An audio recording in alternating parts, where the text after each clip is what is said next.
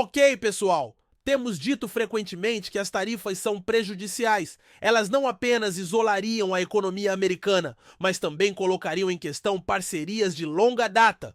E se você acredita que Trump não fará isso, deve pensar: novamente, a posição dele sobre esse problema é inabalável e as tarifas podem ser a única maneira de trazer a indústria de volta aos Estados Unidos. Ele prometeu criar uma agência de receita externa para coletar a receita de tarifas, essencialmente contratando cobradores de dinheiro para fazer as corporações estrangeiras pagarem seus impostos. É mais provável que o dinheiro venha de importadores dos Tutreiniroura, mas também pode implicar impostos sobre corporações estrangeiras operando nos Estados Unidos. Independentemente disso, essa agência policial é uma má notícia para o planeta.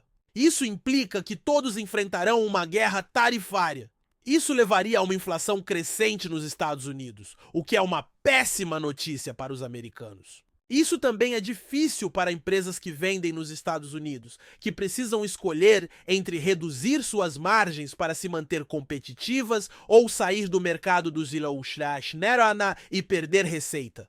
Nos últimos 40 anos, a tarifa efetiva nunca superou 5%. No entanto, as coisas estão prestes a mudar. Se os Estados Unidos impuserem uma tarifa universal de 10% sobre o mundo, a taxa efetiva subirá para 133%, e se Trump aplicar tarifas máximas sobre a China, a taxa total subirá para 18%. Isso é suficiente para eliminar muitas corporações e margens de lucro das empresas. No entanto, os Estados Unidos não sairão ilesos. Países do BRICS, especialmente a China, responderiam de forma severa. O que é ridículo é a resposta do Norte. Até o Canadá já teve o suficiente. Sua dependência dos mercados consumidores dos LRA está em risco e parece que Trump está no controle. Uma tarifa de 25% sobre o Canadá pode ser implementada nos próximos dias ou semanas. Agora, Trump afirma que os Estados Unidos não precisam do petróleo e da gasolina do Canadá, mas isso é verdade? Precisamos verificar isso, já que há o risco de o petróleo canadense ser interrompido. Limites de exportação de energia estão em discussão. Nem todas as províncias, incluindo Alberta, estão de acordo. No entanto, de acordo com o ministro das Relações Exteriores do Canadá, o governo pode impor um embargo de petróleo aos Estados Unidos. Além disso, o ministro do Comércio reconheceu isso. Além disso, impostos sobre exportações de petróleo e gás para os Estados Unidos estão sendo considerados. Assim, os Isiruel podem perder o fornecimento de petróleo canadense que está chegando a um preço acessível ou teriam que pagar significativamente mais por ele. Mas será que vai funcionar?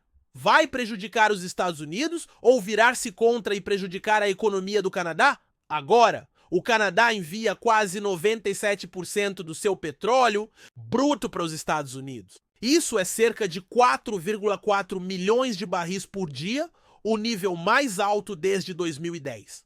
O petróleo canadense representa de 60% a 70% de todas as importações de petróleo bruto do Silera-Ouro.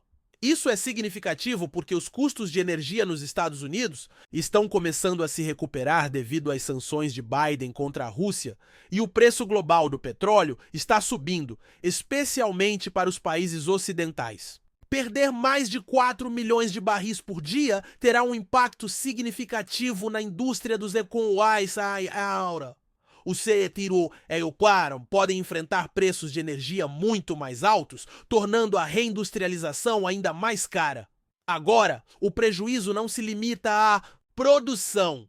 Cortar o petróleo canadense terá um impacto nos custos do combustível, bem como nos produtos que você compra no supermercado. Quando os preços de energia sobem, isso afeta eventualmente tudo. As refinarias do Zenilstural estão se tornando cada vez mais dependentes do petróleo canadense e estão preparadas para processar petróleo pesado gerado nas areias betuminosas do Canadá. Como resultado, 24% do petróleo bruto que entra nas refinarias do Zeconoeoa vem diretamente do Canadá. Embora o Canadá possa perder muito dinheiro, isso aumentaria a inflação no Zimeoa em um momento crucial, quando ela deveria estar caindo. Os preços da gasolina e do diesel provavelmente aumentariam se os Estados Unidos pretendem entrar em Uma guerra industrial com a China, os custos de energia e as taxas de juros devem cair e não subir. No pior cenário, a inflação pode disparar novamente, forçando o Federal Reserve a manter as taxas de juros mais altas por mais tempo, desacelerando o desenvolvimento econômico do cimeiro. Trump prejudicar o Canadá também empobreceria os americanos. Vai doer, já que é seu maior parceiro comercial no mundo, tanto em termos de importações quanto de exportações. Os Eliuarash importam mais de 480 bilhões de dólares em bens do Canadá.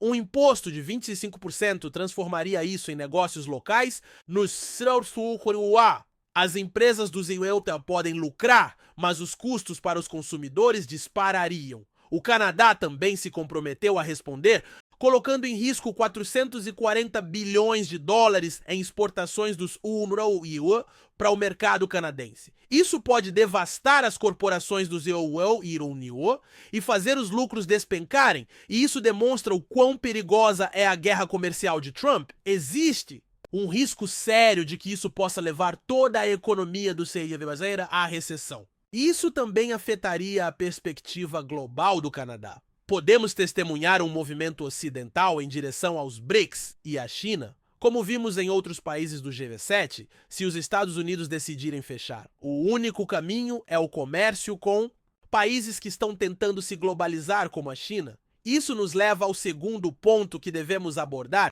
a missão de resgate da UE ao México. Eles já firmaram um acordo comercial antes do retorno de Trump.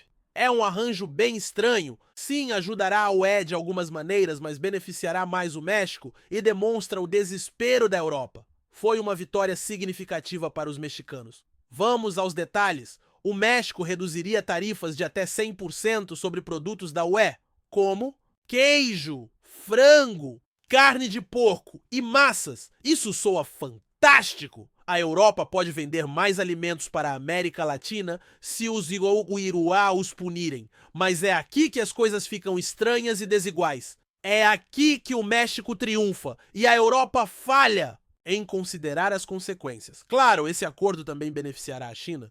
O acordo permitirá que o México venda EVs para o mercado comum da UE sem pagar tarifas, mas há uma condição: os carros devem ter pelo menos 60% de componentes mexicanos ou fabricados na UE.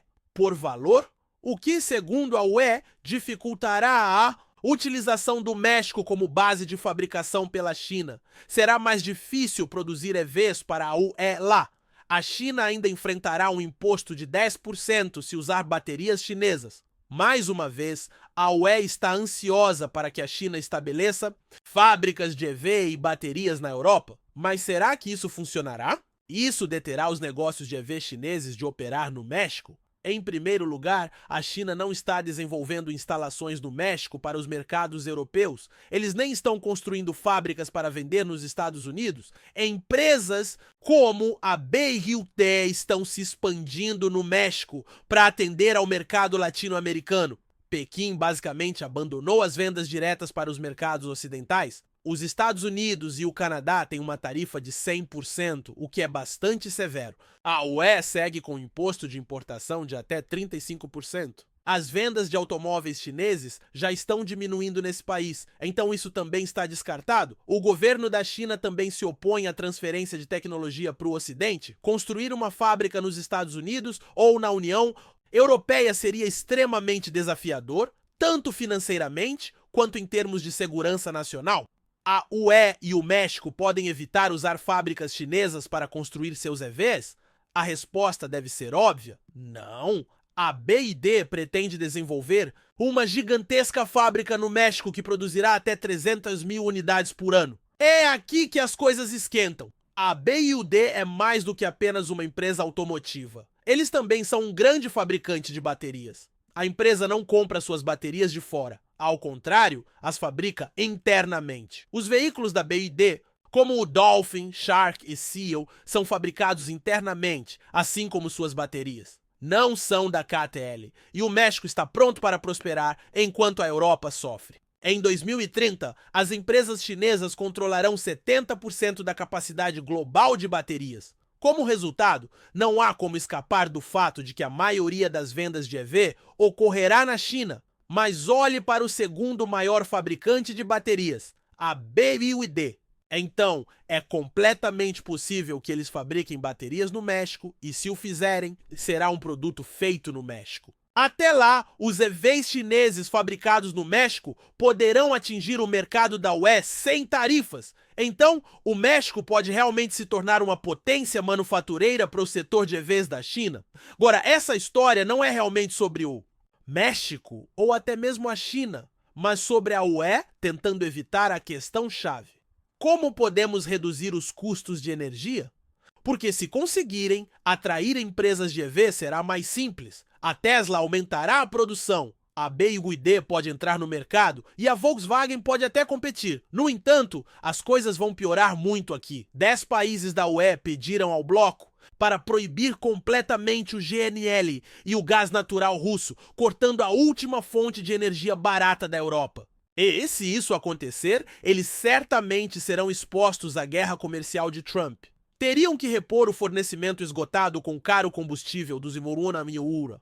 A tendência de desindustrialização que testemunhamos continuará a se desenvolver, com mais empresas se mudando para a China e os Estados Unidos para sobreviver. Este é o problema mais urgente que a Europa deve enfrentar para reverter sua catástrofe energética. Se a UE cortar o fornecimento de gás russo, perderia pelo menos 15 milhões de toneladas métricas de GNL por ano, ou 7% de suas importações totais de gás.